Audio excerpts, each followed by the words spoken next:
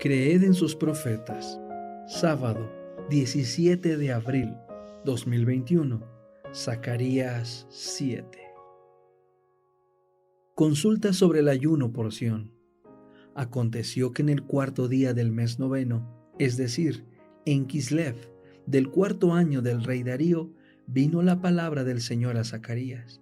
Entonces enviaron a Sarecer, a Regem-melech y a sus hombres a la casa de Dios para implorar el favor del Señor y para hablar con los sacerdotes que estaban en la casa del Señor de los ejércitos y con los profetas, a fin de preguntarles: ¿debo hacer duelo en el mes quinto y ayunar como he hecho desde algunos años? Entonces vino a mí la palabra del Señor de los ejércitos diciendo: habla a todo el pueblo de la tierra y a los sacerdotes diciendo: cuando ayunaban y hacían duelo en los meses quinto y séptimo durante estos 70 años, ¿acaso ayunaban para mí? Y cuando comen y beben, ¿acaso no comen y beben para ustedes mismos? ¿No son estas las palabras que ha dado a conocer el Señor por medio de los antiguos profetas, cuando Jerusalén estaba habitada y en paz, y estaban habitadas las ciudades en sus alrededores, y en el Negev y en la Cefela? Causas de la ruina de Sión. Vino la palabra del Señor a Zacarías diciendo: así ha dicho el Señor de los ejércitos: juzguen conforme a la verdad, practiquen la bondad y la misericordia, cada uno con su hermano.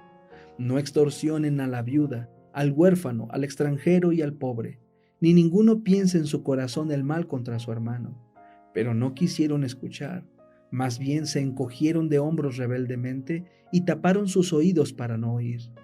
Y endurecieron su corazón como un diamante para no oír la ley ni las palabras que el Señor de los ejércitos enviaba por su espíritu, por medio de los antiguos profetas. Por tanto, se desencadenó la gran ira del Señor de los ejércitos. Aconteció que como llamé y ellos no escucharon, así ellos llamaron y yo no escuché, dice el Señor de los ejércitos. Más bien, los esparcí con vendaval por todas las naciones que no conocían, y tras ellos la tierra fue desolada hasta no quedar quien fuera ni viniera. Así convirtieron la tierra de las delicias en desolación. La oración, capítulo 2.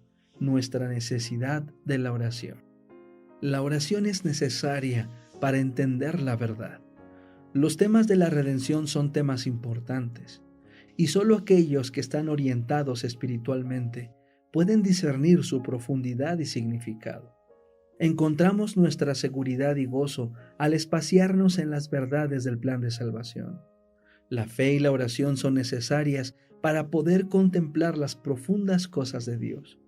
Nuestras mentes están tan atadas por ideas estrechas que apenas tenemos una visión limitada de la experiencia que es nuestro privilegio tener.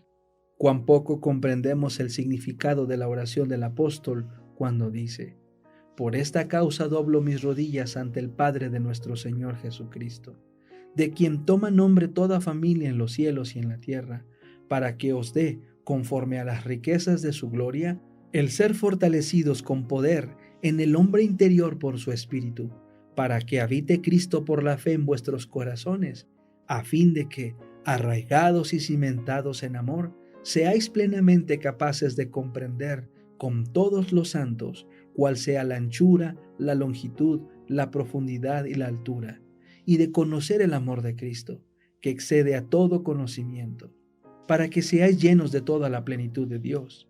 Y aquel que es poderoso para hacer todas las cosas, mucho más abundantemente de lo que pedimos o entendemos, según el poder que actúa en nosotros, a Él sea gloria en la Iglesia en Cristo Jesús, por todas las edades, por los siglos de los siglos.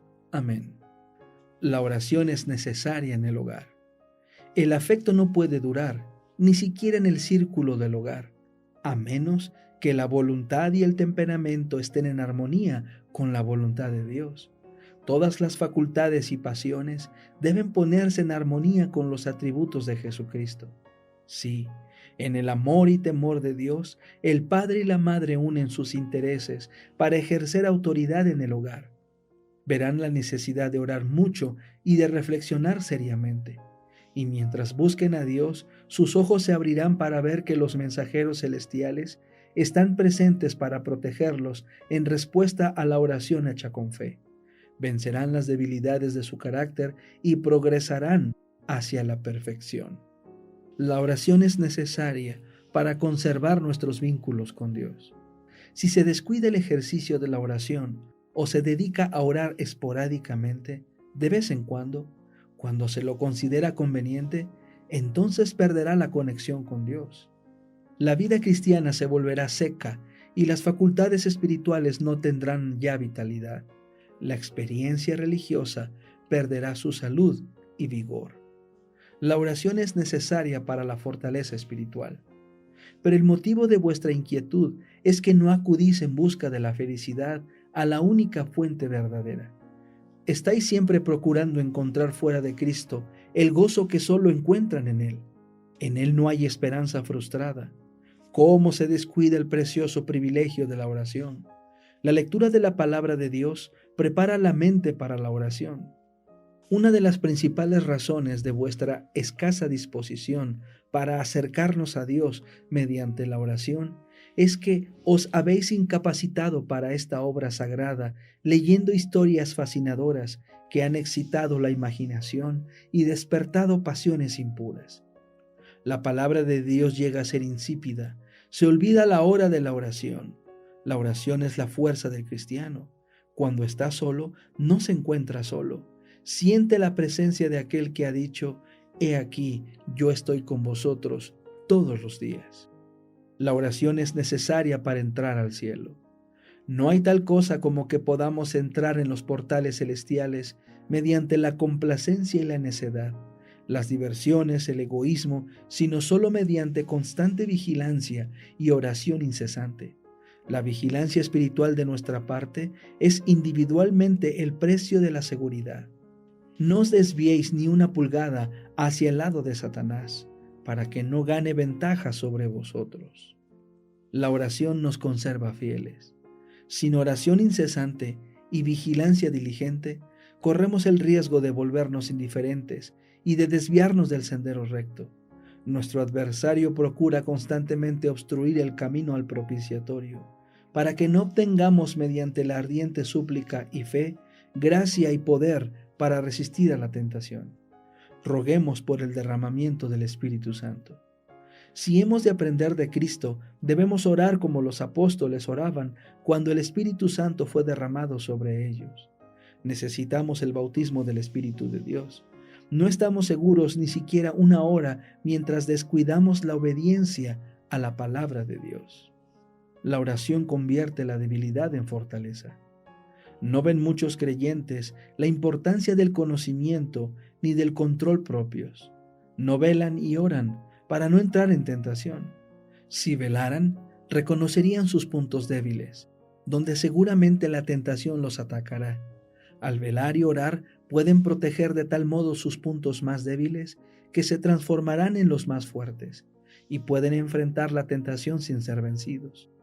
Cada seguidor de Cristo debiera examinarse diariamente para que pueda conocer perfectamente su propia conducta.